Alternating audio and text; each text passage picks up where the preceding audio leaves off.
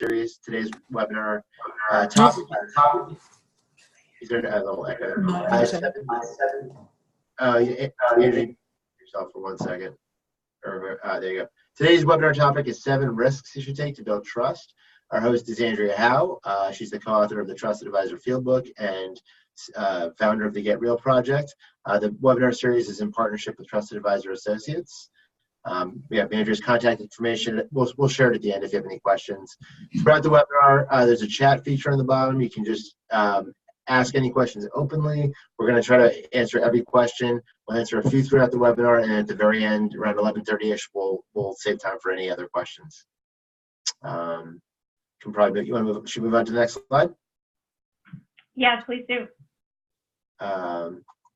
Sure, I think you're controlling some. I'm not controlling the slides. Oh, yes, please move on to the next slide. Oh yeah, that's me. We're off to a good start. See, if I had only had my disco walk-on music, I'd be smooth as silk right now. Well, yeah, we'll get that queued up. Next time we got some disco music to get it started. So everybody, as I said, welcome back. This is a regular series. We do it quarterly. We started almost 2 years ago now. Our next webinar is on November 12th. It's how to sell to an irrational buyer. You can register on trustedadvisor.com/webinars. We have a whole bunch of recorded webinars. I think we're up to 10 at this point, and we're going to be announcing our next schedule in the fall. And we're actually going to send out a poll to everybody with probably some topic ideas to get a gauge of what you guys are interested in learning more about. Hop on to the next one. So everyone's on mute, but there is a chat feature, as I mentioned, on the bottom. So you can just ask any questions publicly, or my name is Jason Glusk, and I help out Trusted Advisor in the Get Real project with marketing. You can just ask me, and we'll save the questions for the end. Technically, we're going to answer all questions at the end, but we're going to might pause for here and there for a few questions, and everything is being recorded. I'm going to pass it off to Andrea. Thank you for the time, and welcome, everybody. Awesome. Thank you so much, Jason. And greetings to everybody from a lovely hotel room in San Diego, where you have I'll turn this way, the pleasure of experiencing the lovely generic hotel room artwork and the occasional airplane landing outside. So I thank you in advance for your patience and good humor with whatever distractions, hopefully mild, there might be. But the life of a consultant, right, on the road. And that is, by the way, for those of you who don't know me, it's how I started on this journey nearly 30 years ago as an IT consultant, where at the time I learned what I'm going to characterize as bad lessons about risk-taking and the relationship between taking risk and relationships. The implicit and sometimes explicit lessons that I learned were basically risk as little as possible in terms of personal risk. Oh, of course, you want to build rapport with clients and be friendly. And yes, we want to have great relationships, but we also, for example, we don't ever want to let them see us sweat.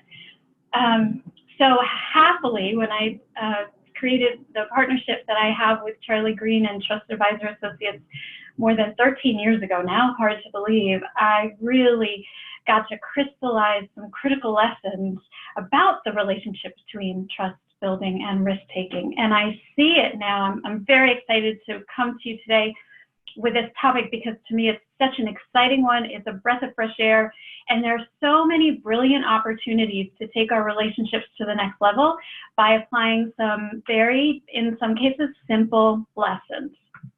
The first, by the way, the first and most important lesson about trust building in general, mindset is everything. If you get your thinking squared away, then your feelings and actions will naturally follow.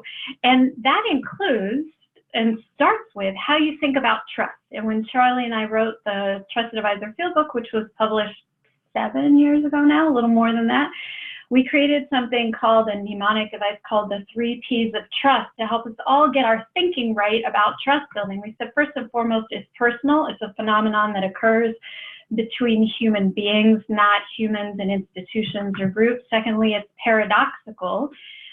Said more simply, it appears to defy logic. And lastly, and most relevant to our topic for today, the mouthful of the 3 Ps, it's positively correlated to risk. In other words, the more risk you take, and by risk I mean personal risk, the more trust you tend to build. We consider these to be fundamental truths, which we outlined in chapter 1 of the Fieldbook.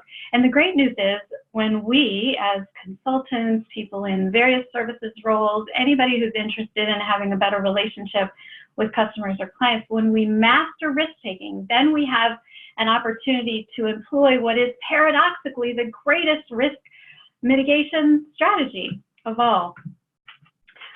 So let's see. Bottom line, risk and trusted advisorship go hand in hand.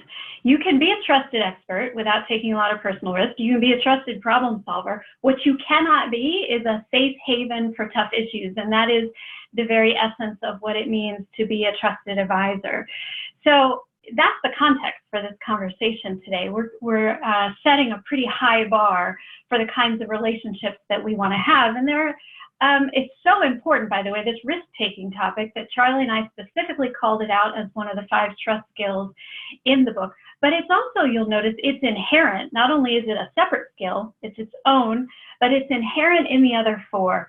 You don't listen masterfully without taking some risk. Improvisation is inherently risky. Partnerships are risky. Even knowing yourself well requires some personal risk. So it's ubiquitous, if you will, if your goal is safe haven for tough issues. And there are a few important things to fundamentally understand about the relationship between trust building and risk taking. First of all, if your goal is trusted advisor, your life is not likely to be spent feeling comfortable all the time. It's certainly not all the time. Your aim then becomes to get comfortable being uncomfortable. So that's the reality of it. Truism number 1. Secondly, connecting to the trust equation, that safe haven part of safe haven for tough issues has a direct connection to the intimacy variable in the trust equation, which the data collected by Trusted Advisor Associates shows is the most important variable to pay attention to of the 4. Another trust truism, risk is to trust essentially as inoculation is to immunity. So small doses taken early mitigate larger risks or issues in the future. Interestingly, when we look inside ourselves, the reasons, the rationalizations, the justifications we come up with for not taking risks in a variety of situations, they're usually, they connect back to personal fears. They're really all about our personal fears. They just masquerade as business justifications. And oh, by the way, trust building is not a linear function. Let's see, for my video, which way should I be doing that to angle it to you? I have no idea, but you get the point. It's not a line that goes up and to the right, wherever right is for you. Trust building is much more like a step function, and we have an opportunity to take our relationships higher and higher. And in particular, in moments of truth, moments of opportunity, where we can lean in and take risks and actually create something transformational in our relationships. So I want to share a little bit, tee up the first of our 7 lessons, because we're going to cover 7 concrete things today that will give you specific tools you can take to become a better risk taker, but with a story that was told by a participant in one of my workshops some years ago. And it was a story of how a sales meeting went down, and basically collection of salespeople or consultants, collection of clients, and at a key point, what happened? They heard nothing but crickets. And Jared, we'll call the participant who was recounting the story and who was leading the meeting, was uncomfortable with the silence.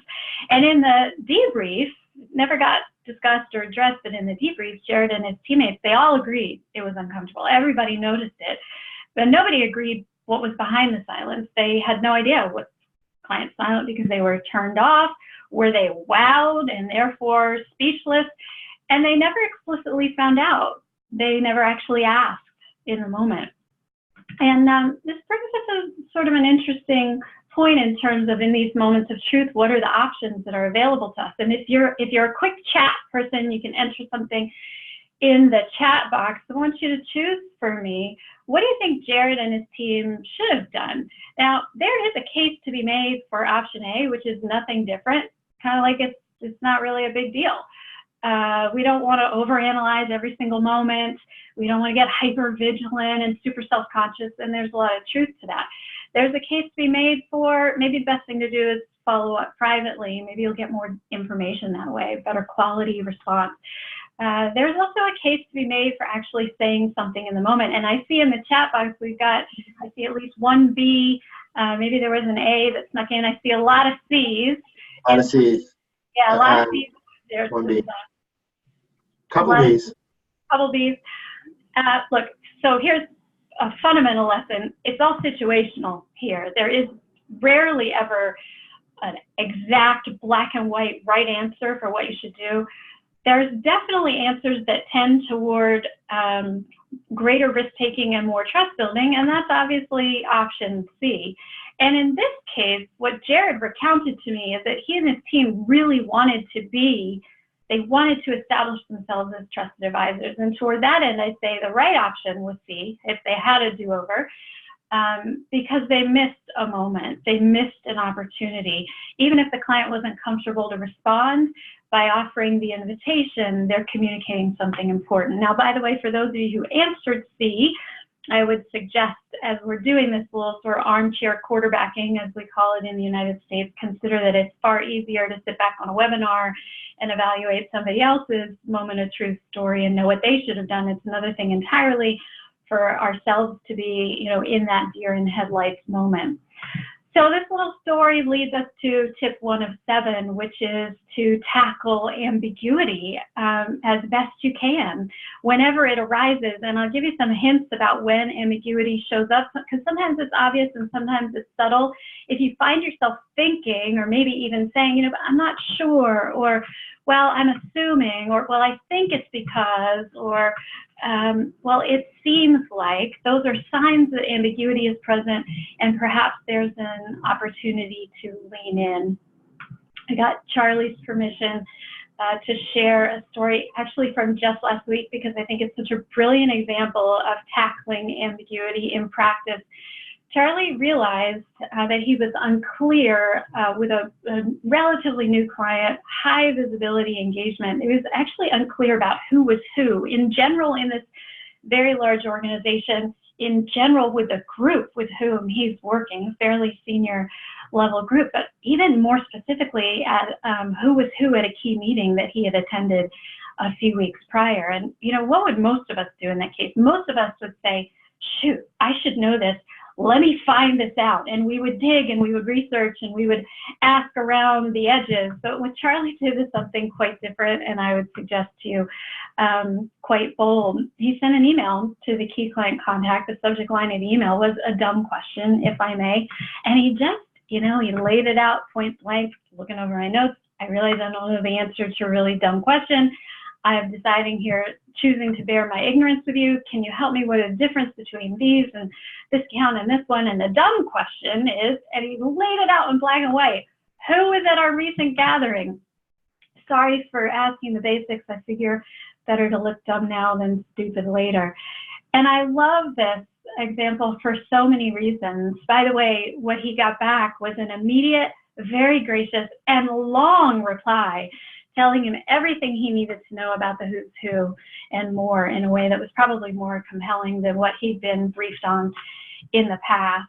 I love this example, and I just challenge you as you're listening to it to think about, wow, how often would you go that route? Would you have the courage to do it? And for many of us, the short answer to that is not often enough, because we typically don't take these kinds of risks more often for a simple reason. And the simple reason is we're afraid. We're afraid of the awkwardness, the embarrassment, maybe the backlash. Charlie might have gotten dismissed from the account for not being a savvier consultant than he was. But in fact, quite the opposite happened. The relationship deepened as a result. Jared, in the Jared example with the sales meeting, Jared allowed his fear to suppress his natural curiosity. Charlie chose not to allow anything to suppress his natural curiosity.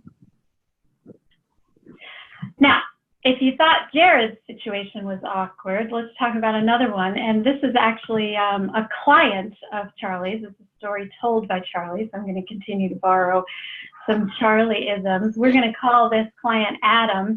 Adam had a workday ritual when he was in his office around 2 o'clock every day. He would call his spouse, have a brief conversation, and at the end of that brief conversation, he would hang up with by saying, I love you. And one day, Adam happened to be not on the phone with his spouse at 2 o'clock. He happened to be on the phone with his client at 2 o'clock. And you guessed it. What did he do at the end of the call? He found himself saying, I love you, bye, to the client. Now, it's easy to laugh at the story. Imagine that you're Adam in this case. You know, what do most of us do in this case? And maybe something that extreme hasn't happened to you, but I bet you've had some uncomfortable moments, because there's no shortage of them when we're in relationship, in business. They're the occasional accidental I love yous, they're the awkward silences like Jared experienced, they're just moments of embarrassment, so many more. And what happens for most of us is we go into survival mode, and we think, you know, Adam thinks to himself, I love that we have a dog in the background. It's not my dog, just so you know. I don't have a dog in the hotel room. Adam, not knowing how to deal with the I love you situation. Oh God, maybe he didn't hear it, and we just, you know, bury it and pretend it didn't happen. Jared, in the sales meeting, you know, our survival mode has us go, well, maybe they were quiet because they were wowed. That must be it. We find ways to rationalize and explain and basically avoid dealing with the discomfort. And that leads us to tip number 2 of 7, which bottom line is to acknowledge those uncomfortable situations out loud. It's a close cousin of tip number 1. It's just a little more broad, and there's some real upside of doing this. When our goal is to be a safe haven for tough issues, there's some real downsides of not doing it. Like, consider Adam, he didn't do anything to acknowledge what had happened. Charlie happened to see him a few months after the I love you incident. He said, hey, how's it going with that client? Adam said, I don't know, I haven't talked to him since. So that's a real downside, like losing a relationship over something like that. Now, what Adam and Jared needed was something that Charlie had, and that's what we call a caveat. A caveat is basically a short, emotionally honest statement that helps us acknowledge an awkward moment. So, you know, Adam could have said, oh boy, this is awkward, and I hope I'm not making things worse with this callback. Or Jared could have said in the moment, you know, the caveats are in white, by the way, if you're looking at the screen. I'm not sure how to interpret the silence in the room. Charlie, with his email, I decided to bear my ignorance and simply ask, what are the differences between? And we find caveats by looking inward. We look at our own worries, fears, concerns, the things that have us not want to acknowledge the thing that there is to be acknowledged, and then those become our caveats. Caveats, by the way, are also really helpful when we need to deliver bad news, and that happens sometimes on occasion, sometimes on a regular basis, depending upon the nature of the work that you're doing. For example, you've got to tell a client or a customer or a colleague, we're not going to make the deadline. You need to raise the fact that executive sponsorship that's needed is missing, a team member is departing, or in the case of, look, you got to call a client out on their team as being part of the problem. It's not just you, sometimes it's them too. So the caveats in white, they help us here too. Which one is the right caveat to use? It completely depends on the situation, depends on your style, depends on the relationship, depends on the sender, the receiver. You wouldn't want, by the way, a doctor delivering you a difficult diagnosis to say, well, I may be missing the mark. Might be more appropriate to say there's no easy way to say this.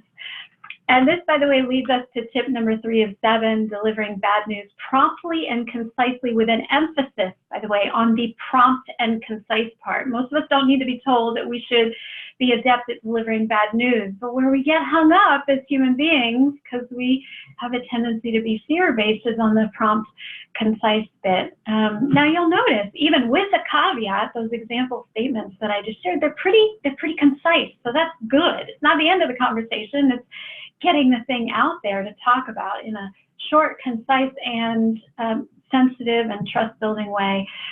The prompt part can be impacted in ways we don't realize. We can be sneakily avoidant or sneakily delaying. We have a tendency to delay or avoid, by the way, in general, because we're very analytical, and our analysis is often faulty when we look at the pros and cons of dealing with bad news. And we as humans, we have a tendency, we both underestimate and overestimate. We'll underestimate the value of forthrightness. We forget that our willingness to just deal with stuff is more often than not seen as a virtue and usually outweighs the difficulty of the situation in the moment. And we overestimate in two ways. We tend to overestimate the cost of disapproval. The recipients of our messages aren't nearly as plagued by the fears of relationship damage and long-term ramifications and all of that as we are. The recipients of our messages are also much more inclined than we realize to themselves deal with stuff. Let's just deal with it and move on. We have a tendency to overestimate the chance that a situation is going to resolve itself, like the I love you situation or the silence in the sales meeting. And so being prompt really makes sense if you unskew your analysis and really recognize the relationship between trust building and risk taking. Now, at this point, some of you may be saying, tell me something new already. We've got 3 things on the list and none of it's rocket science. And you know what? It's absolutely right. None of it's rocket science. And that's actually part of the beauty in what's available to all of us in terms of taking our relationships to a whole new level. It isn't rocket science. It's ridiculously simple. It's also not easy. And so many of you, I'm going to make a bold statement at the risk of pissing you off or being confrontational at this point in the webinar, not quite halfway through.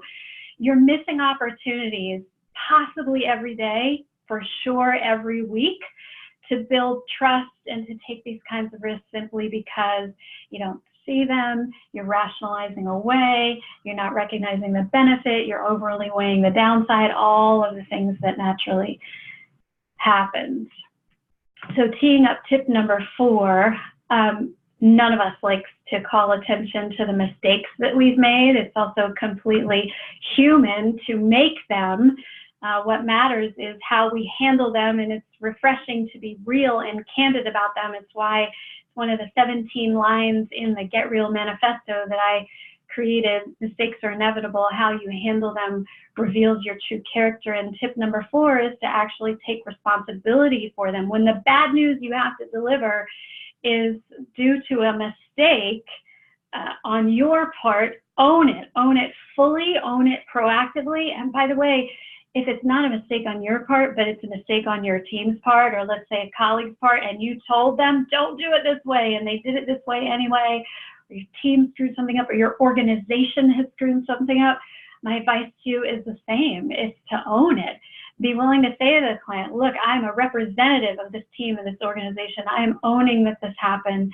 I'm owning the solution, but I'm owning first and foremost that it happened. And again, paradoxically, our willingness to say I or we screwed up, when we look at it in the light through the lens of the trust equation, we see the trust trifecta that it creates, because we build credibility with our honesty, we increase intimacy in our vulnerability, and we're lowering self-orientation, in other words, increasing our other focus.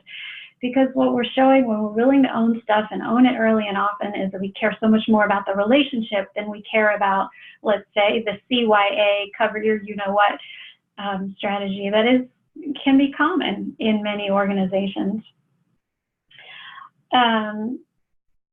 Yeah, Charlie, I just want to call out what you just put in chat because I think it's a great point. You're saying it doesn't mean apologizing for things that are not your fault. I completely agree. It's acknowledging our role in the matter, absolutely.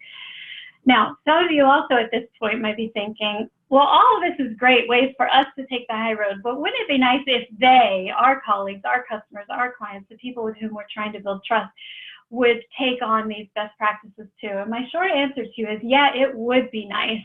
It would be nice. But there's unfortunately no guarantee of that. And it is frustrating when others aren't modeling the same principles and behaviors that we're bringing to the table. And let's face it, relationships can be challenging. All relationships in our life are challenging, and we'll have reactions and emotions, and we have a tendency in the face of those reactions, tamp them down. All right, let me just set that to the side. Let me take a deep breath here. Or maybe we don't set it to the side, but we divert it to a conversation with a colleague. Let's say we do some venting. We complain to everybody but the source of our frustration or our reaction. And we do that all in the name of, what we call professionalism, because we're pros and that's the appropriate thing to do. And while I'm not suggesting I'm giving you carte blanche to leak your emotions and your high reactivity all over everybody, that's high self-orientation. You gotta manage yourself and manage it well. I am suggesting that trust-based relationships are partnerships, and they include us, and our emotions are legit and valid. So that leads us to tip number 5, is to actually be willing to express your own emotions. For example, when you're frustrated, when you're nervous. Oh, heck yeah, I'm nervous. The stakes are high here. When you're disappointed, let's say because you've lost, you tell a client, we completely respect your decision and we're really, really disappointed. Or how about the flip side, when you're excited, when you've won something big, when something's a big opportunity for you and you're really excited to engage. Because if you never share your frustration, your nervousness, your disappointment, your excitement, how will they ever know how much you care? And if you never share yourself and who you are and your humanity, how will it ever be safe for them to do the same? And if it's not safe for them to do the same, then you are not fundamentally a safe haven. All right, so I'm going to tee up number 6 by giving you a little example of something that we do. Starting a couple years ago, we started doing this exercise in our workshops, and we had people literally physically line up in a room. We created a risk lineup on a scale from 1 to 10, and we ask a series of questions and have people go stand by. Where are they? 10 being the highest. How willing are you, generally speaking, to take the risk of offering a point of view? And invariably in a group of 20, this is kind of what it looks like. Everybody's clustered towards the high end, and everybody says, well, that's my job. I have to do that. If I'm not doing that, I'm not doing what I'm supposed to do as a professional. And then I say, all right, how about another question? How willing are you to raise a sensitive topic? Adjust yourself if necessary on the line. And invariably what happens is things start shifting to the left in general. Some people move a little bit higher. It varies person by person, but there's still a sense that raising a sensitive topic, especially if you're in a consultative role, that's my job. So I need to be at the higher end. And then I'll ask, how willing are you to share something personal, in particular with a client or a customer? And invariably what happens is people start moving down to the left, the lower end of the spectrum, because it's not so clear that that's my job. For many people, they assume, that's maybe a nice to have, or maybe quite a number of people make the case that that's completely irrelevant and inappropriate. And then I'll ask the question, so of the 3, what matters most? And you're probably not surprised to hear me say, again, the context is trusted advisorship. If your goal is to be a safe haven for tough issues, they all matter. And what matters for you personally is the one that has earned your lowest score. And for most people, not for everybody, but for a lot of people, the lowest score is sharing something personal, which is why we're highlighting that as tip number 6 of 7 on risk-taking best practices. Now, I'm not saying, again, this isn't carte blanche to share your deepest, darkest secrets. It is an invitation to be human, maybe even in the simplest of ways. When on a Monday morning, you're doing, what could be superficial chit chat with a client, and they say, how was your weekend? Maybe you give an answer that goes a little bit beyond fine or great. Give them a little insight into what you did, and who knows what that opens up. Or maybe it doesn't open up anything in the moment or ever, but it does establish you as somebody who's human, not just a professional. So, there are, and by the way, for those who might be thinking that there is no relationship between the sharing personal stuff and real work, I would suggest to you that there actually is impact on real work when you connect in a more human way, not just real work, but your ability to be influential by making yourself human. They're more likely in general to open up to you. And you could also say, that they're far more likely to be receptive to those sensitive topics and sometimes provocative points of view that you have to share. So I would suggest that there is a clear correlation. All right, I'm almost at my time, which is good because I'm about to tell you what tip number 7 is, and I've got another story to share to bring us home. This tip, by the way, is not in the Trusted Advisor Fieldbook. It's a late ad as of a couple of years ago, I guess. And I'm going to illustrate it with a story that I heard one of my clients, a partner in a global firm, share about. He was talking about being in a one-on-one meeting with a client one day, and early on in the meeting, it became pretty clear to him that she was stressed. So he made the mental note, she seems stressed. He set it aside, had an agenda, limited time, proceeded with the meeting, but at the end of all the tasks being accomplished, the client actually opened a door and said, so, is there anything else we need to talk about? And that's when he leaned in and he took a risk. He said, seems to me like you have the weight of the world on your shoulders. And she said, as a matter of fact, she opened up about dealing with some pretty significant career challenges. And that's when he in turn said, what you're sharing with me reminds me of a comedy special I just saw by comedian Ali Wong. And Ali Wong did a Netflix special when she was pregnant at one point, and she was sort of making fun of Sheryl Sandberg's, phrase about leaning in. And Ali Wong said, look, let's face it, sometimes I don't want to lean in, I just want to lie down. And the partner recounted that story to his client. He says, it sounds like you just want to lie down rather than lean in. And she laughed, and they proceeded to have a pretty significant and meaningful heart-to-heart about her situation. So inside of the story is a different kind of risk that the partner chose to take, which is the risk of bringing humor, which is tip number 7. There's so many ways to incorporate humor. I'm not asking you all to turn yourselves into stand-up comedians with Netflix specials. I'm not asking you to go so far outside your comfort zone that you're creating awkwardness. You've got to suit your personal style in the right way. And of course, it's all situational. You have to ascertain what's appropriate. But I would suggest to you that more often than not, especially in a tense situation, just even a little bit of levity can bring something of value and open something up. By the way, the partner missed an opportunity earlier on in the conversation that relates to what we've already covered on our list. So whoever is the first to point out what the partner did not do in the conversation in chat, we'll review the chat after the webinar, and we'll follow up with you, and I'll send you a free copy of whatever book of your choosing, Trusted Advisor, Trust-Based Selling, or the Trusted Advisor Fieldbook. But back to humor for a second. What the partner did was use humor to show empathy, and there's so many ways to do that. There's a lot of great stuff on YouTube. If YouTube is ever appropriate for you to draw from, one of my favorites is a little video clip about the 11 stages of your workday, and they're just little snippets of, babies in different expressions and different tasks. I know very few people who don't laugh or at least, chuckle a little bit or smile at this. But if that's not appropriate for you, okay, leave the videos behind, but look at ways that you can use humor to address awkwardness. Like, wouldn't it have been nice if Jared had had a little levity at his fingertips in that sales meeting? Whew, that really loud silence has my collar feeling a little bit tight. Or if Adam had called the client back, the one he accidentally said, I love you to, and said, oh, by the way, I forgot to tell you I won't be home for dinner. It's a completely different situation. It's a game changer at that point. You can use humor to express your emotions. I was frustrated recently with a client who had just a door, and this person just wasn't getting back to me in the way that I needed.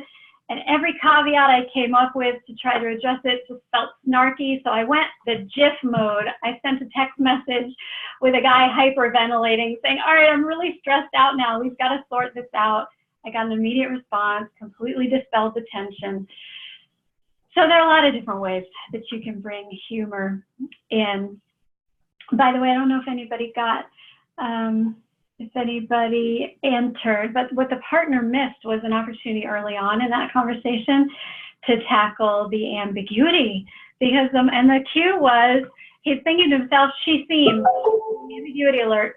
So there's an opportunity to say early on, hey, at the risk of derailing our agenda here, and we can certainly get right back to it, I can't help but notice. And they might have had an even completely different conversation then had he had the courage to do that and the presence of mind. So by way of wrapping up before we officially open for Q&A, here's the real question. Self-awareness is essential if what you're aiming for is trusted advisorship, because that's the only way you get to self-mastery. And the question for you is, scale of 1 to 10 of the 7 items, which is the most, which tip poses the greatest opportunity for you?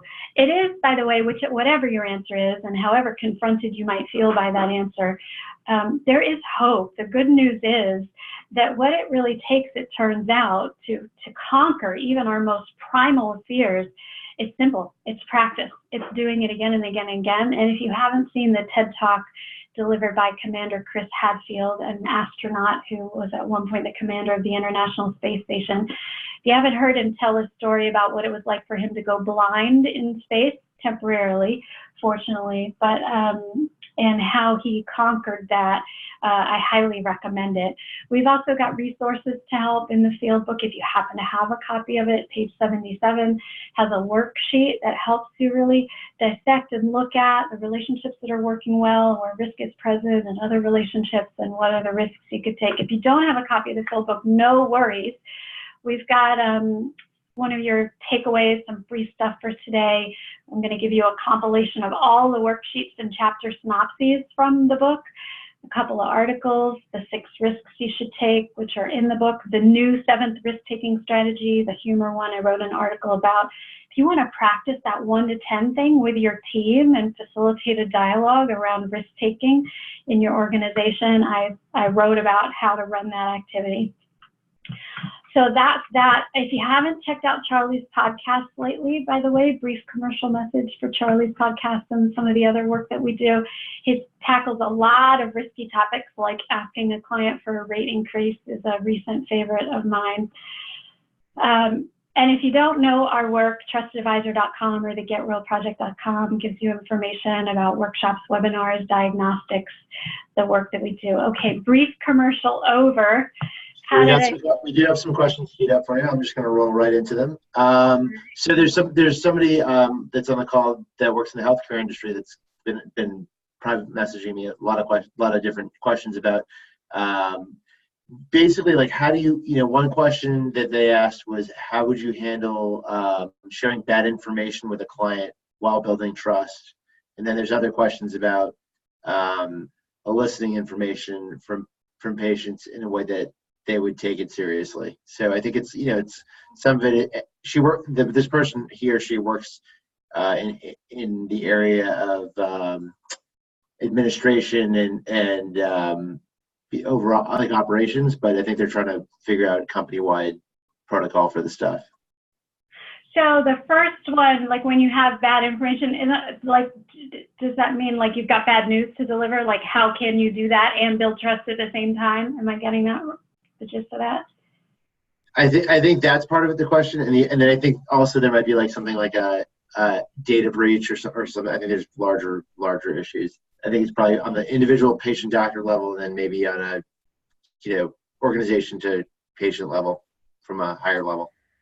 Okay, so big, deep, heavy questions. I'll give you the best that I can with what I know in here. The first is to remember we got to get our mindset right and not assume that because serious things happen, like data breaches or difficult diagnoses or difficult messages, that doesn't immediately mean that trust is off the table. In fact, there are opportunities, and it all boils down to how we handle them. And I'm a big fan of the caveats and the being prompt and concise and just leaning in and dealing with stuff and doing that in a sensitive way to say, look, I'm here with news I never wanted to have to deliver to you, and I'm just going to give it to you straight. Here it is. And then there's the who you're being in the what follows and the conversation that follows, especially in the patient relationship. I've done a little bit of work with people in the medical profession, not as much as work in consulting, but you cannot overstate the value of empathy and the importance of listening and reacting in an empathetic way. It doesn't mean you have to agree. It doesn't mean the tough stuff goes away. It just means you show you've got some sensitivity in the face of some really difficult stuff. And that's what may sound overly simplistic, but I would suggest there's some simple answers to how you not only maintain trust, but potentially increase it significantly in the face of some of those things. Great.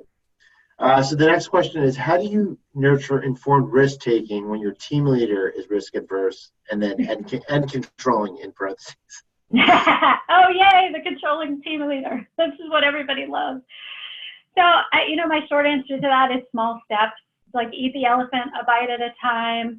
I think you want to be careful not to overwhelm them with so much risk that, it puts them in like over control, hyper fear mode. And controlling behavior, by the way, which I know well and personally because I tend to be, I'm a mostly recovering control freak.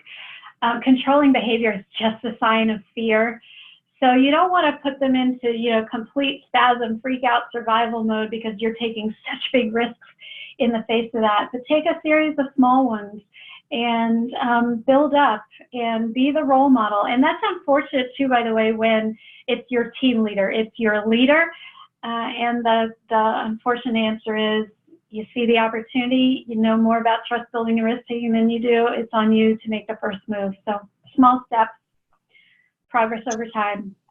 Here's the next one. Any advice on how to break down the internal emotional barriers of being real in the moment? Now, obviously, we all freeze up and that kind of stuff. Yeah. I don't know. 20 years of therapy and a lot of self-help. It can certainly help. So anything you can do to be self-aware and do your own work. I'm also a big fan, like in those deer in headlights moments. And I think there's some neuroscience that links to a phenomenon known as labeling. If you can basically like call it out or make an observation about it, I find that helps, at least me, it helps unfreeze. For example, imagine I'm on a stage giving a talk to a couple thousand people and I have no notes and I completely forget what I was going to say next. It's happened. What I found is the best thing to do for a whole variety of reasons is to cop to it. Oh my gosh, I've completely lost my train of thought. I have no idea what I was going to say next. And a number of things happen in that moment. One is I unfreeze. Right. Something about saying that, it releases something. The amygdala hijack in the brain that's going crazy quiets down a little bit. And then it creates great rapport with people. Well, I think just to add to that, I've had my own stuff with anxiety. If you say don't be afraid, it tends to make it worse. But if you acknowledge your fear, just say I'm scared, it tends to go away. I think same kind of thing. To your point, Jason, we're never going to banish fear in our relationships. No matter at what levels of trusted advisorship we achieve in our careers, fear does not go away. It's not about abolishing fear. It's about courage in the face of fear. And you're right, acknowledging it, just calling it out. And this is where humor helps too. Bring a little levity to the moment. Everybody can relate. We're not the only ones walking around scared to death. Everybody's walking around scared to death.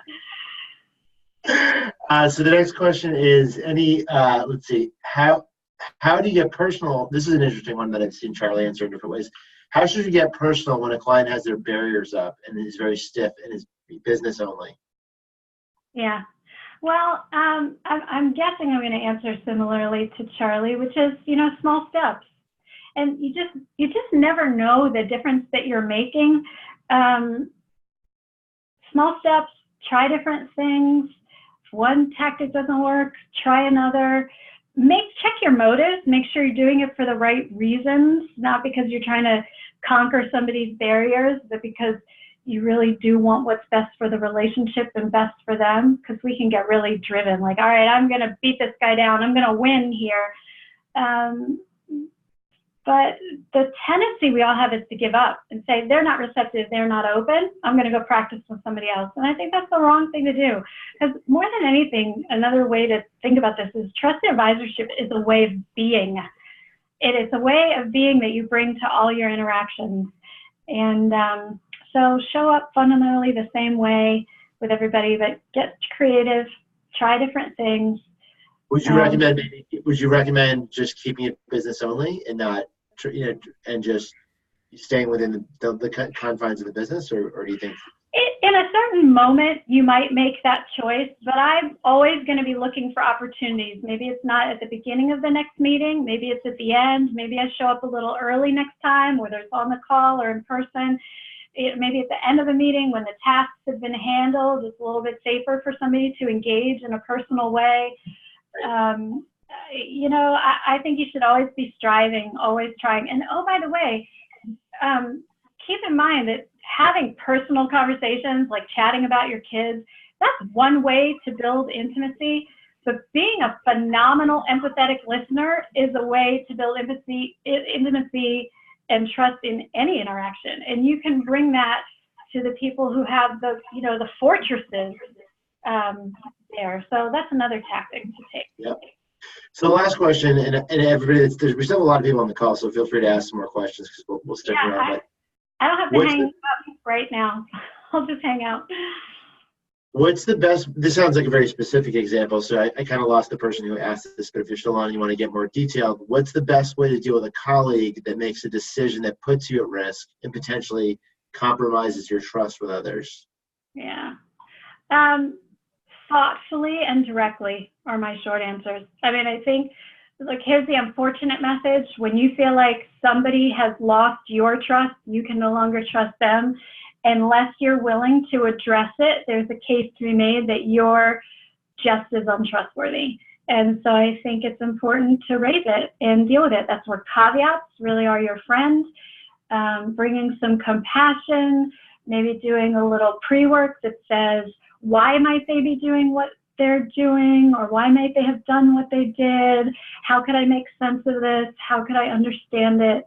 But just dealing with the stuff, it goes back to, I think it was tip number 4. Well, it's not really deliver bad news per se, but it's acknowledge the discomfort and have the hard conversations.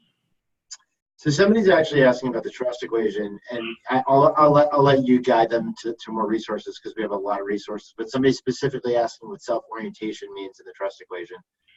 Great question. And let me make a note. I'm going to add to our takeaway packet of free stuff. We'll add some free stuff on the trust equation. Basically, self-orientation equates to where your focus is. Is your focus on them or is your focus on you? It's in the denominator of the trust equation because we want self-orientation to be as low as possible. And you work on self-orientation by working 2 things. You're always checking your motives. Why am I doing what I'm doing? Is it in my own self-interest? Is it to protect myself? Is it because I'm fearful? Or am I really doing something in service of the relationship? And then where's your attention? That's the other way we manage and monitor self-orientation. Is my attention really on them? Am I tuning in? Am I curious? Am I in their world? Am I caring about them, lined up with what their goals are, joining them in that way? Great. And I think, we could send out a link to the trust equation in the email. If you go to trustadvisor.com under understanding the basics on the site, there's lots of information about the trust equation that gets into each piece of it. I think that's it. That's the last of the questions. So I'm just going to do a quick closeout. Thanks everybody for attending. We're going to send a full copy of the webinar to everybody over email if you want to watch this. We have more webinars coming up at trustadvisor.com/webinars. Andrea, I'll pass it off to you. Yeah, thank you, everyone. It's been my pleasure. And, sorry, Jason, I wasn't expecting you to pass it back to me. I don't have some pithy, brilliant thing to say to end, but maybe I'll just say not only do we need walk-on music from me, but we need walk-off music too. That would really complete the webinar experience. Awesome. Thanks, everybody. This is a great turnout, and we appreciate the engagement. We'll see you at the next one. Thanks, Jason. Bye.